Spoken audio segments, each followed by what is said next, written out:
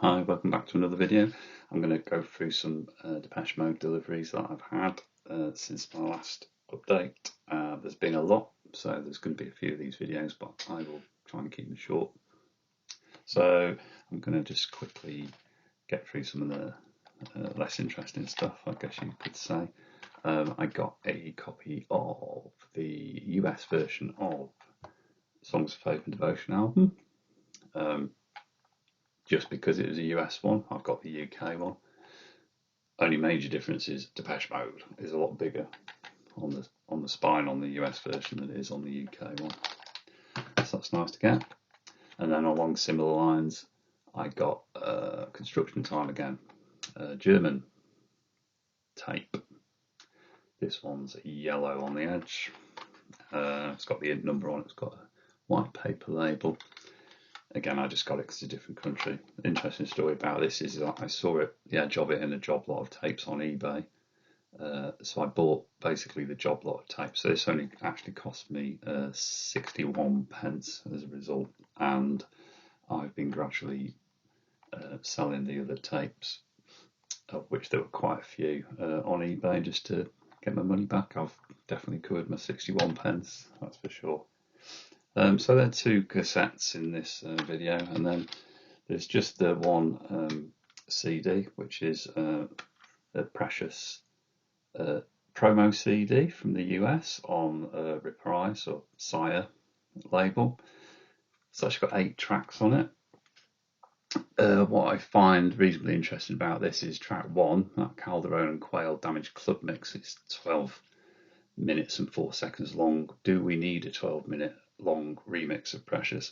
I don't think so, and having listened to it again just before this video, I tend to understand why it was left off the singles box set for Playing the Angel on the two 12 inches for Precious that are included in that set. Also missing off that set is the DJ Dan 4am mix, track 4 on this CD. That runs at 9:51. That's actually quite upbeat, pretty good. Uses a couple of samples off of the tracks. I spotted Blasphemous Rumours being sampled off there, one of the synth noises, and I think something off the Violator album. I think it might be something off Waiting for the Night to Fall, but I'm not entirely sure. So if I compare this promo to the US maxi single and look at the tracks on that, there's actually 6 tracks on here, 8 tracks on that, and the 2 that I mentioned that aren't on the singles box set for Playing the Angel also aren't on the get these right way around, aren't on the US maxi single either. So that's the difference in the US. With the promo, you get those 2 extra tracks. I'd say only the DJ Dan 4am mix is worth listening to be blunt. There's 2 Sasha mixes that are on the 12-inch box set collection are on here. Sasha's Spooky Mix and Sasha's Gargantuan vocal mix. It says Gargantuan, but it's at 7:10. It's not the longest mix on there. Michael Mayer's Balearic mix runs in at 7 minutes 18. There's a Misk full vocal mix, a Misk crunch mix, and the motor mix, which is interesting. It's a good set of mixes. I find the problem with these maxi singles or the promo singles is you are listening to numerous remixes of exactly the same track, and you can't really listen to them in one sitting. You're probably better off just putting them on a random playlist on Spotify. So that's the one CD in this video that I'm going to talk about. You can probably see some interesting stuff behind me. I want to get on to that. I'll come to singles in a minute. First of all, I picked up a couple of copies of Speak and Spell, the first album. So this one is the original German release, so it's got an int number, int 146801. It's got the nice old photo with Vince Clarke on the back. You compare that to what I consider, I think it's first release UK version that I have in my collection. There's no picture on the back, and the font size on the top there with the crown is a slightly different size. Can't tell that much, but that does lead me to another purchase that I made around about the same time.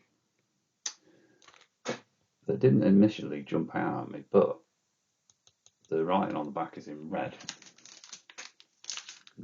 not yellow. Same picture, and the way the track list is the same. This one, you should be able to tell, is on a different label, V for Vogue, and that is actually the French version. And this was actually hiding right under my nose for quite some months. At my local market, we're lucky to have a vinyl reseller who comes to our market at least once a week, and I've been flicking through his quite small Depeche Mode section. He has got a dedicated section, which is pretty cool to see, and I have bought some other stuff from him before, and overlook this is just the first edition of the UK version. So having to sit and then realised it had the Vogue label on, I ended up getting it, and actually it's even got the Vogue insert as well, which kind of gives it away. So nice to pick that up. There's no difference in the tracks between any of these versions. It's got the big hit, Just Can't Get Enough on it, and then all the kind of really poppy Vince Clarke stuff. Some more embarrassing than others. Boys Say Go, What's Your Name? Oh lordy, they are really big pop tracks. But for me, I really like Photographic. I love Tora Tora Tora. Any Second Now is pretty cool, and New Life and Dreaming of Me, great. And in fact, to be fair, No Disco's pretty cracking as well. They're just they were a different band when they started out. When Vince Clarke was basically in charge, they sounded a lot more poppy. Just for completeness, let's have a look at the label on the German version, see what we've got here. Doesn't look like it came with an inlay. Yeah, pretty distinctive blue label with the old Mute Walking Man logo on it. And then this is actually the album, not this copy, but this is the album that got me into Depeche Mode in the first place, really, to be fair. I bought this before I got a Black Celebration, and that came out back in the mid-80s. So this is singles 81, 85, that covers a lot of ground. They're the tracks, not necessarily in that order. So all the hits from 81, 85. This, as you can tell, is the Japanese version, and it's a gatefold. It was originally a gatefold when it came out in the UK as well. I'll put my pen away, I don't want to get ink on it. Yeah, so it's a nice whoa, the inserts are inside. It's a nice gatefold with sort of press quotes and pictures from the time. You can see the obi strip is intact and wraps around there. And yeah, I've taken the inserts out just to leave myself a booby trap when I get it out. So the Japanese version comes with a single-sided insert with a bit of a biog on it, I suppose, and the track listing. Another picture of the guys there. There's an interesting quote here. Posh clobber could clinch it for Mode. Some of these perfumed ponce-up futuristic pop bands don't hold a candle to these four Basildon lads. They are Depeche Mode, who could go a long way if someone just pointed them in the direction of a decent tailor. That's from the Evening Echo in Basildon, December 1980. The Japanese albums, especially in this condition with the obi strip, are getting increasingly tricky to get hold of. In a future video, I am pleased to say that I will show you some more Japanese albums that I managed to get hold of.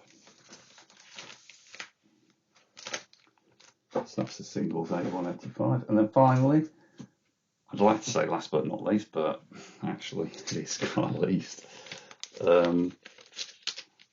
is this curious bootleg. It's called Flexible. It's a double A side. Flexible fast fashion. And the same on the back. Limited to 1,500 copies, apparently. What's to say? It's made in Germany. It's supposed to be for radio use only. It's a remix of Flexible, which I like the track, but this remix goes on a bit too long. It doesn't really add anything to the track. And the B side is just a instrumental version of that. It's just another cheap curiosity to add to the collection of bootlegs that I've got. Anyway, that's it for this video. I will be doing some more because I have got a long list of about 36 items that I've acquired since I last made a video. So hope you enjoyed this one, and like and subscribe if you want to see more, and I'll keep them coming. Cheers.